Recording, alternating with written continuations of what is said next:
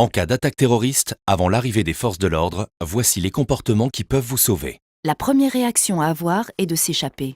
Pour cela, identifiez d'où vient le danger pour vous en éloigner un maximum et le plus rapidement possible.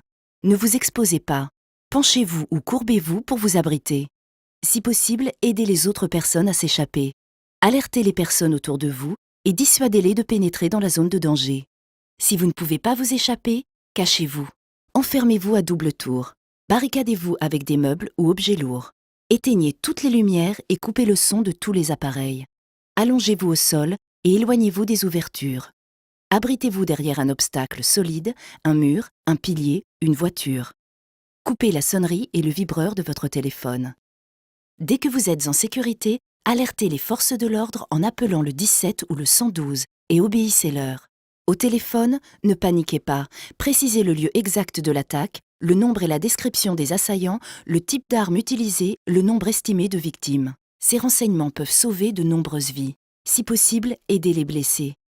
Une fois les forces de l'ordre arrivées, ne courez en aucun cas dans leur direction. Gardez les mains levées, ouvertes et bien visibles sans faire de mouvements brusques. Si vous attendez les secours et les forces de l'ordre, et si vous êtes en sécurité, vous pouvez sauver des vies en réalisant les gestes d'urgence. S'il y a saignement, appuyez fortement dessus en utilisant si possible un linge propre, t-shirt, pull ou autre. Maintenez la pression sur la blessure jusqu'à ce que les secours prennent le relais. Si vous n'êtes pas encore en sécurité ou si la blessure saigne toujours abondamment, effectuez un garrot. Pour cela, faites un nœud coulissant à la racine du membre concerné à l'aide d'une écharpe, cravate ou ceinture.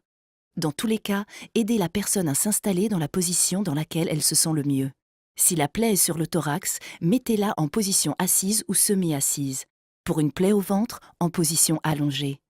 Si la personne est inconsciente ou perd connaissance, tournez-la sur le côté comme si elle dormait en chien de fusil en position latérale de sécurité. Faites en sorte qu'elle puisse respirer correctement.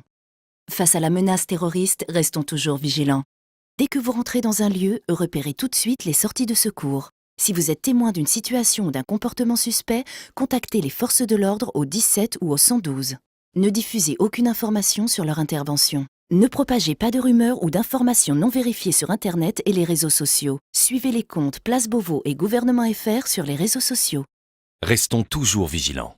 Pour en savoir plus, allez sur encadattaque.gouv.fr.